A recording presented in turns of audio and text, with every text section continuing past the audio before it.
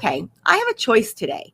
I can either curl up in a ball in the corner of the room and kind of say, woe is me, lost my parents, like whatever I thought I was going to do, a lot of that has changed in terms of I grew up really fast. I had to learn how to take care of myself. I had to learn how to be self-sufficient. I had to learn to rebuild family.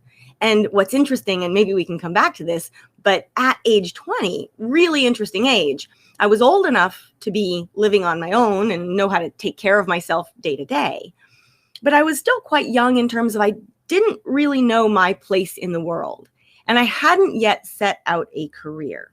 And I think that's where things get really interesting because I started, I think, first out of, I would call it almost, there was definitely a huge element of fear and anxiety, but there was almost just this reaction of I could die tomorrow.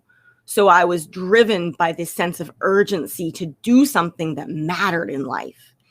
And then more, over time, I think more deliberately, I began to make decisions that ran quite candidly, very counter to what society was telling me to do, such as, graduate from college and people are saying, oh, with your qualifications, you should work on Wall Street or a consulting firm.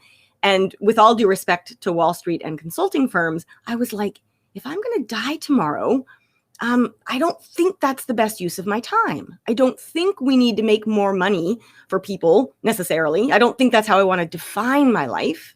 And I don't think I want to climb a corporate ladder because most of the people that I see at the top of corporate ladders, they're not necessarily fulfilled. They have power and prestige, but they're often quite unhappy. And I realize I'm making a huge blanket generalization here, but that was a real aha for me.